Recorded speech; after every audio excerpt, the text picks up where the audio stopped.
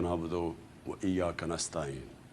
अल्लाह तेरी इबादत करते हैं, तेरे से मदद मांगते हैं। मेरे पाकिस्तानियों, अभी तक मैं है हूँ जो कि अभी पंजाब असम्बली में हुआ।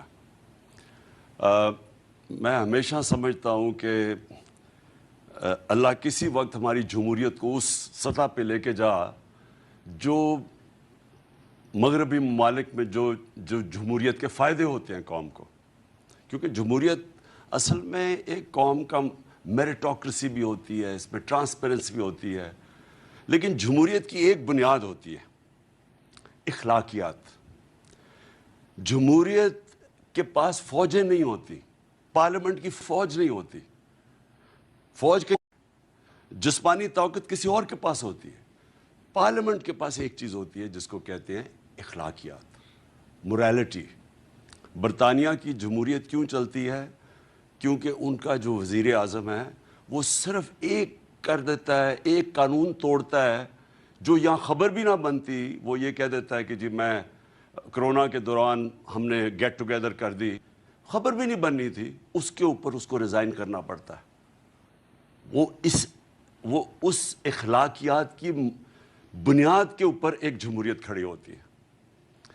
तो हमने ये जो तमाशा देखा, पहले तो मैं शुरू करूं कि जो तमाशा देखा सिंध हाउस में, सारी कौम के सामने सिंध हाउस में क्या हुआ, मंडी लगी, हमारे बच्चे देख रहे थे। अब तो सोशल मीडिया है, हर 8, 9, 10 बच्चे के पास सोशल मीडिया है, सबके ऊपर तमाशा आ रहा था। रेट लग रही थी सियासतदानों की, मेंबर ऑफ पार्लियामेंट की कीमतें लग रही थी कि कितनी कीमत में वो अपने ज़मीर बेचते हैं। जिस तरह भेड़ बकरियां बिकती है, उसी तरह सिंध हाउस के अंदर मेंबर्स ऑफ पार्लियामेंट जो कि सबसे इंपॉर्टेंट पब्लिक के लीडर्स होते हैं, पब्लिक के रिप्रेजेंटेटिव्स होते हैं, वो बिके वहाँ। उधर भी सबसे बड़ा शिकार कौन था? इस मुल्क का वो नामवर डाकू आसिफ जरदारी, जो कि 30 साल से मुल्क को लूट रहा है, जेलों में भी जा चुका है, 14 साल से सिंध हुकूमत संभाल के बैठा हुआ है। सिंध हुकूमत यानी पाकिस्तान की अवाम के पैसे से खरीदो फरोख्त हो रही थी, बैरूनी साजिश का हिस्सा बना वो, और उसके साथ ये शरीफ। जब वो लोग बिके,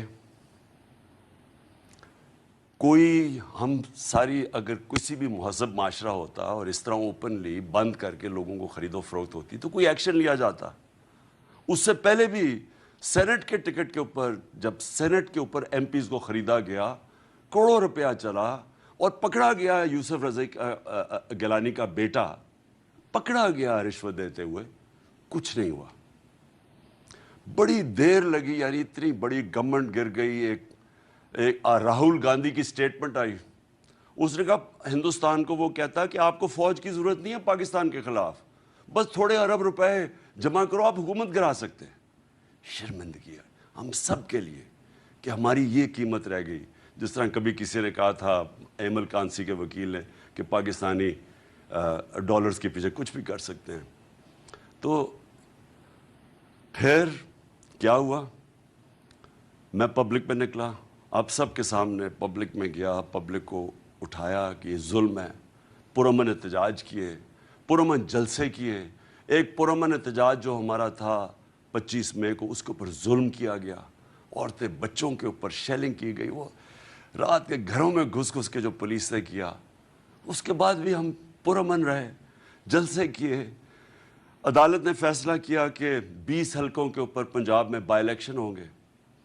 बाई इलेक्शन में पूरी कैंपेन की, और पाकिस्तान की तारीख में कभी इस तरह पब्लिक नहीं निकली।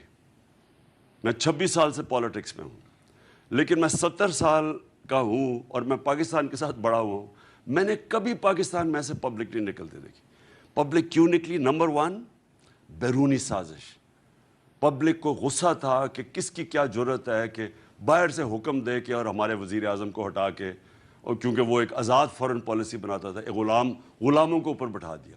और फिर दूसरा गुस्सा कि सबसे करप्ट तरीन लोगों को मुल्क के ऊपर मसलत कर दिया। ये दूसरा गुस्सा था।